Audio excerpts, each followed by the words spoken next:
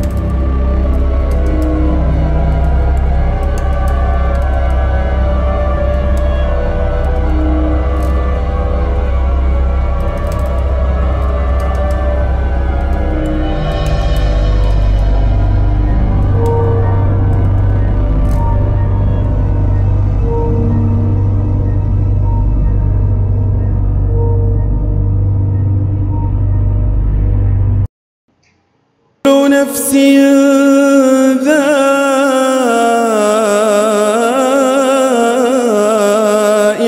الموت وإنما توفون أجوركم يوم القيامة فمن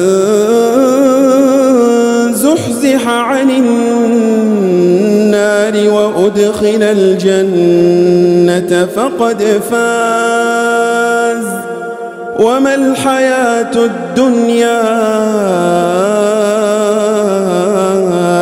إلا متاع الغرور.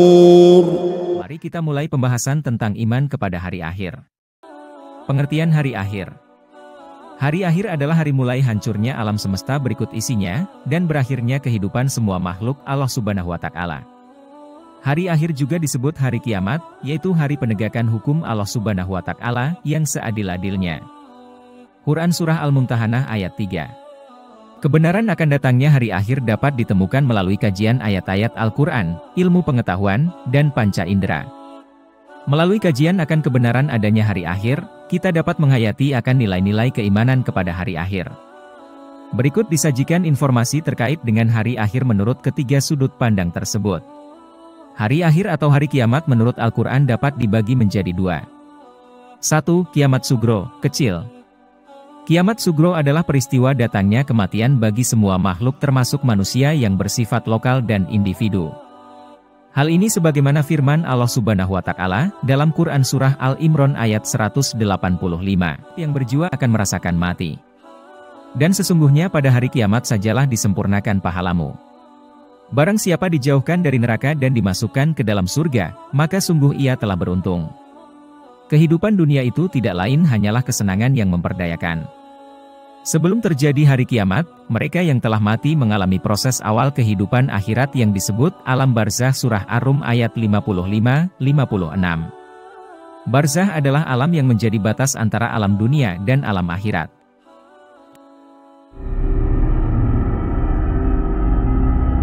Dua, kiamat kubra atau kiamat besar.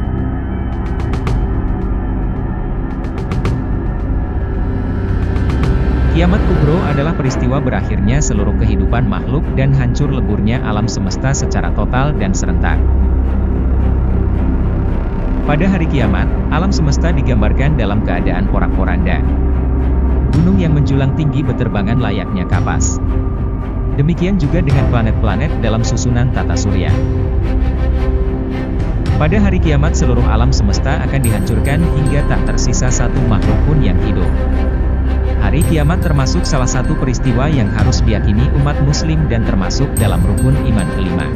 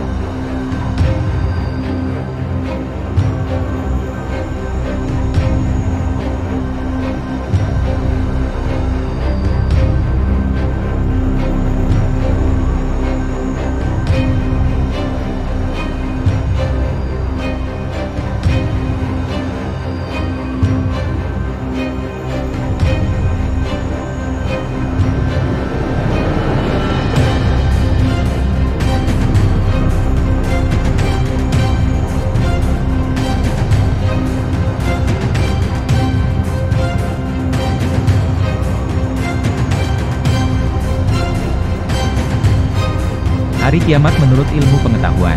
1. Menurut geologi, bumi terjadi dari gas yang berputar atau gas katastrofe. Setelah diam, gas itu menjadi dingin, maka gas yang berat mengendap ke bawah, yang ringan berada di atas. Melalui proses evolusi yang lama sekali, gas bagian luar mengeras menjadi batu, kerikil, pasir, dan sebagainya, sedangkan bagian tengah masih panas. Zat panas bercampur lava, lahar, batu, dan pasir panas. Bumi terus beredar namun daya tarik matahari terhadap bumi berkurang. Akibatnya bumi akan bergeser dari matahari sehingga putaran bumi semakin cepat dan akan mengalami nasib seperti meteor, menyala atau hancur. 2. Menurut teori fisika, letak matahari kira-kira 150 juta kilometer jauhnya dari bumi. Namun sinar matahari sampai ke bumi selama 8 menit 20 detik. Garis tengah matahari 1,4 juta kilometer, dan luas permukaannya 616 kali 1010 km sama dengan 622.160 km. Menurut ahli fisika, energi matahari dipancarkan ke angkasa dan sekitarnya 5,7 kali 1027 kalori sama dengan 5.853,9 kalori per menit dan mampu menyala 50 miliar tahun, dengan panas 15 juta derajat Celcius. Kalau suatu ketika matahari tidak muncul, atau cahayanya redup karena tenaga atau sinarnya habis, maka tidak ada angin dan awan, yang berakibat hujan tidak akan turun. Selanjutnya gunung-gunung akan meletus, ombak bergulung-gulung, air laut naik sehingga hancurlah bumi ini. Itulah sekilas tentang gambaran terjadinya hari akhir menurut Al-Quran dan berbagai teori ilmu pengetahuan. Poin utama yang harus kita ambil dari pelajaran tersebut adalah senantiasa mengimani bahwa hari akhir itu pasti terjadi dan hanya Allah Subhanahu wa Ta'ala yang mengetahui kapan hari akhir akan datang. Yang kedua, kita harus selalu muhasabah diri dan mempersiapkan bekal untuk menghadapi kehidupan di akhirat nanti. Sebagai bahan muhasabah diri, silahkan simak ceramah dari Ustadz berikut ini.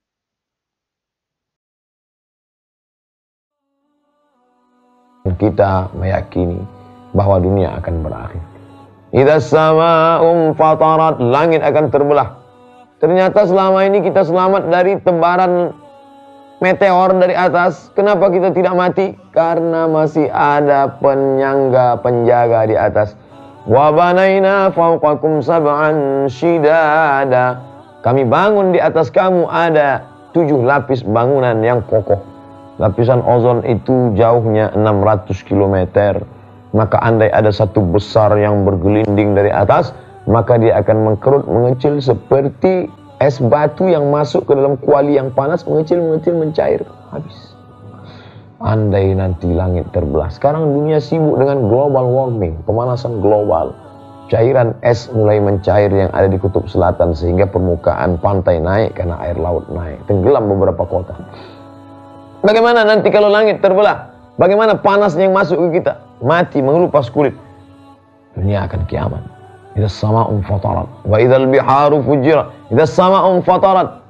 Langit terbelah. Wa idzal kawakibun tasarat. Planet Merkurius, Neptunus, Pluto, Mars hari ini masih tetap berjalan.